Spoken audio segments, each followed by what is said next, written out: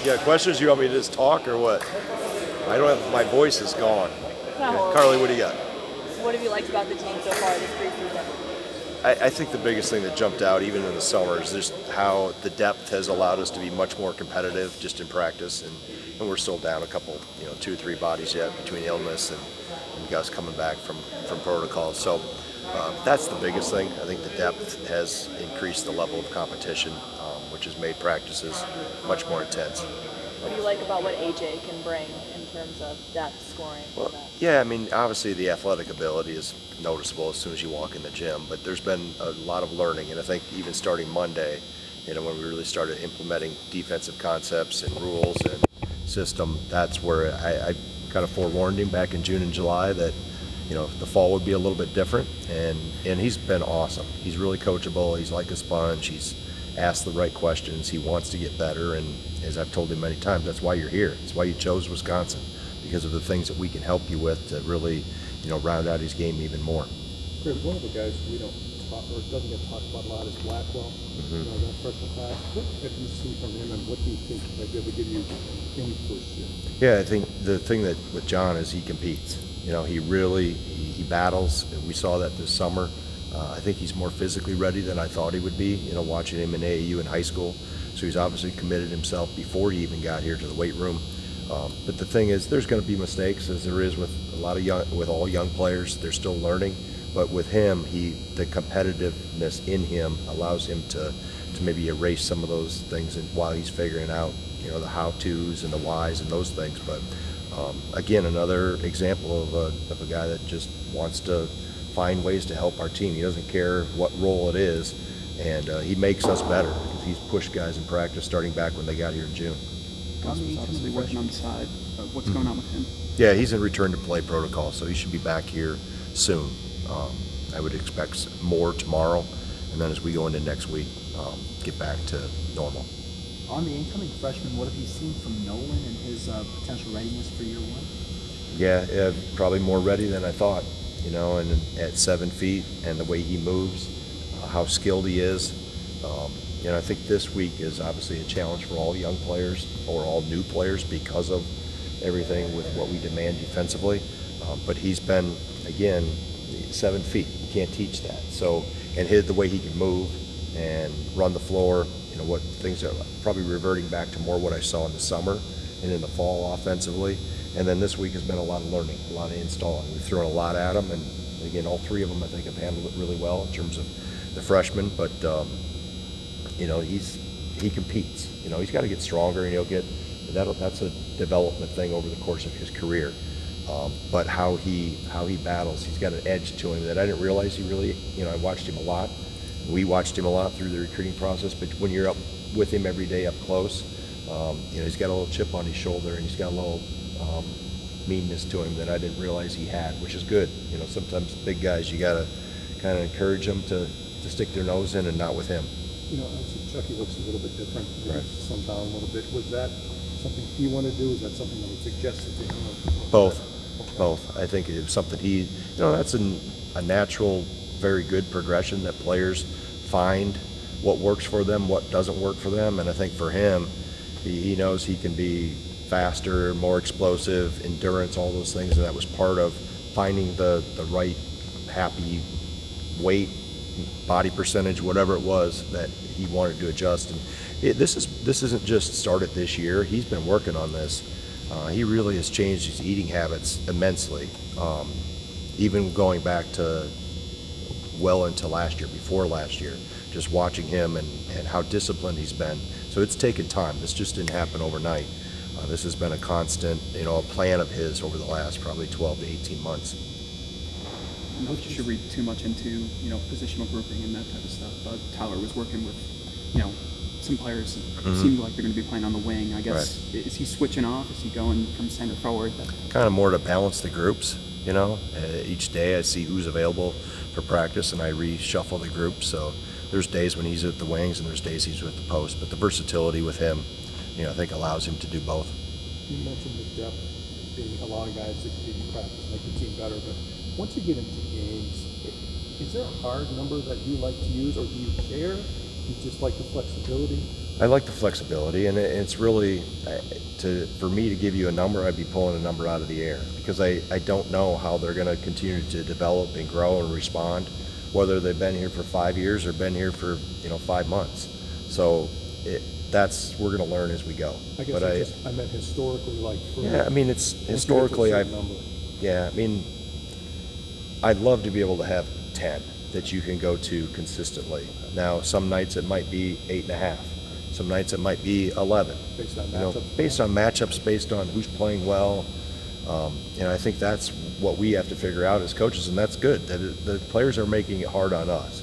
I'm going to have some hard decisions with our staff in terms of who's going to get the first opportunity. But I think this group is really connected. They want this team to be successful, and obviously we've got some alpha dogs in the room that have been here and done that and have been part of really successful teams. They're leading the charge, but the nice thing about having young guys that have come in and hit the ground running is that raises the bar.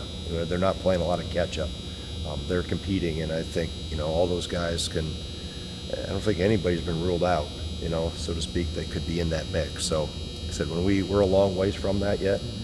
We have a hard time guarding ourselves right now, so we'll, which is good. It gives us something. I have no shortage of things to practice as we work through the weeks. Was it even a question if Tyler was coming back, or did he know he wanted to?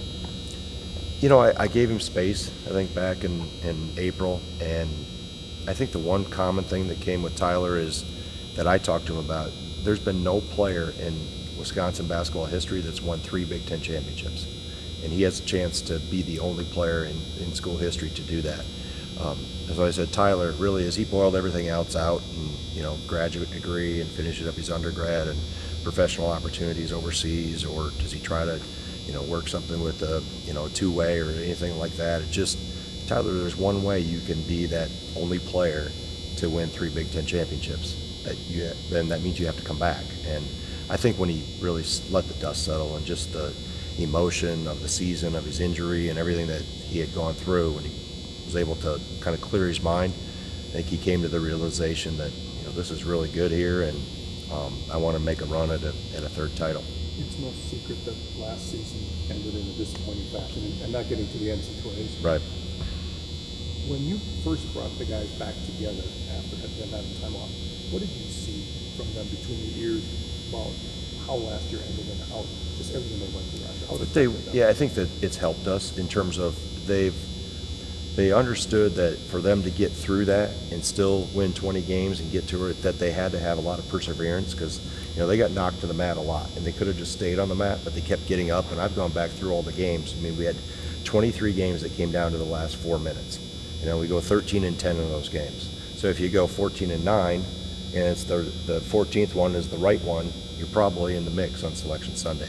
If you make it, 15-8, you are. So the margin for error, we know, is very slim, but I think that helped put them in a mindset like, what, we're not real far away, but it's also, we understand where the standards are and what their expectations are. They have really high expectations of what they feel this team can do, and I do too. I really like this group, but we got a lot of work to do, and you got to play the games, and you got to stay healthy and all those things that go with it. But I think this group wanted to come back, and knowing that very rarely do you get a chance to have everybody back.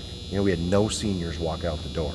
So in today's world, retention, and if you can retain, the core of what you have and build upon what they went through last year, I think that's a challenge that didn't exist 5 years ago in terms of the retention ability. So to have these guys all committed to want to come back and do that for each other, I think speaks volumes to where their minds are.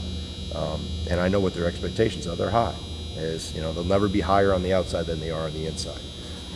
And this group, wants to chase more titles. You mentioned the margin of error thing a lot last year, just the amount of close games. Is there something you guys are working on this year to kind of increase that? Do you think it's just depth is the key, and more guys you can trust off the bench, or is there another area where you see, okay, there's a lot of areas. We don't have to bring our A game every night to win? No, I think it's so competitive. College basketball, the parity level is so consistent across the board that you better bring your A game most nights. And have you seen our schedule? Yeah. Yeah, we might have to bring our double A game some nights. But I think there's a lot of things that go into it, Evan. I mean, finishing has been one word that I've talked about a lot, and I didn't copy Luke of what he's talked about. It's been everything that we've gone through. Like I mentioned, those 23 games where we had, leads in 8 of them in those two, and lost 8 games where we had the lead in the last 4 minutes. So just those things, getting the foul line more, converting at the foul line more, getting a defensive stop in a crucial situation. Depth is a part of that over the course of a season, over 35 games. Yeah, you can be deeper, you can maybe be fresher in the last 4 minutes of a game in late February. So I don't think there's one specific thing. And then guys getting better. And everybody talks about the 3 freshmen and AJ Storr coming in, but the guys that came back have taken another step in their game. Their bodies, whether they've gotten bigger, smaller, whatever the case may be, they've all come back and have gotten better. Speaking of AJ Storr, where do you see him fitting into your rotation at least early? He's part of the 18 guys in practice most days right now. So I've mixed, every day's been different. I mixed him around in the summer. For him, it's just been trying to learn as fast as possible. So I haven't even thought about going into rotations.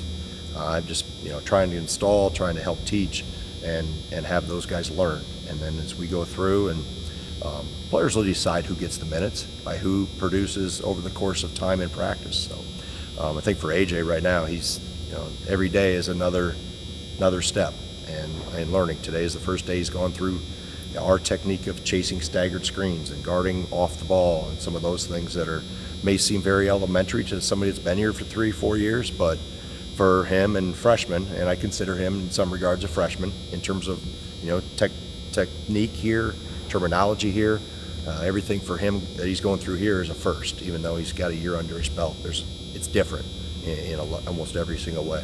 Speaking of some of those returners adding to their games, where have you seen some progression from Connor so far? I know it's early, but just overall. I think a little more confident, and I think going through, and it's not only the things that he did really well a year ago, it's where he struggled, that he knew he had to get stronger. He knew he had to get more durable physically, and he's been able to do that, and I think that'll allow him to be better on the defensive end of the floor, play for longer stretches of the game. I think at the end of the year, he was a freshman that played in a lot of games, so just getting that experience has helped him prepare better in the off season and much more confident. I think now he understands. He knows when something doesn't go right and he has a miscue, he knows exactly what it is. So that's where experience is a great teacher. You alluded to the schedule. I mean, do difficult non-conference schedules like that just kind of fall into place, or do you build those with a purpose? Both. I think some of it was intentional. Some of it was, the Gavitt Cup. We never know who we're going to get. Obviously, in the event in Florida, we knew the other 3 teams. We didn't know until TV did their early matchings of who they wanted based on the windows that they have for TV. So some of that, Arizona kind of came about late. I talked to Tommy a lot about trying to do a series, and it probably happened faster than we thought it would, just because we felt we needed another home game next year. ACC challenge went away, so we don't have any more Power 5 games than we had before. We had 6 last year. Dayton, Kansas, USC, down in the Bahamas. Obviously, there were 3 neutrals. We just have, there's 2 neutrals, 2 home, 2 roads this year. So it's dispersed differently, but it's still the same number in terms of. And there's, Arkansas State, and I was in Stevens Point last night doing a GAC event. The Pointers, they're going to be, Northern Iowa in a scrimmage. So the Red's going to try to beat the White on October 15th. So we're a long ways from, when we hit that gauntlet. But that's what these guys want. I've watched the reactions of them when it got unveiled on social media, and I think they tell me our league's going to be really good again too. So for the 24th year in a row, there's no cupcakes. With as much experience as you have, how do you look to improve as a coach season by season, and what did you do, if anything, this offseason? I think you always dig deep and evaluate, and specifically how the game has changed offensively. You're constantly evolving, not only with the trends of the game, but how your personnel changes, how the strengths of your personnel change from year to year. So but at the same time, the more things change, the more things stay the same. The emphasis of taking care of the ball, that won't change. You look at things spacing-wise and who's good in different actions on the floor, who's improved in the post. We still want to get to the free throw line, so the ball's got to go inside, or we got to drive it. So, you know, it's not, I don't think you try to overcook it, so to speak, or overanalyze it. I've always said the game is overcoached and undertaught, so a lot of this summer was on teaching, and this fall our staff did a great job in the individuals. We changed some things with the individuals. We're changing some things here with practice, with skill work. We're actually doing some next week starting during the day, so almost get 2-a-days to a degree. So it's, you know, I think you're constantly looking for ways to improve, and you know, even having Kirk around, just picking his brain, you know, because he's played at all levels, and bringing a lot of, you know, European influence into what we're looking at offensively, and I think you see trends in games. But the utilization of the three, spacing, transition, all those things, you look at how it fits you best, and then what this team is best at, and try to mold it. You know, defensively, we're relatively the same. There's a few minor tweaks here or there, but by and large, what it takes to win in this league, we understand and have for a while. But offensively, it's an evolution that you're constantly trying to improve upon.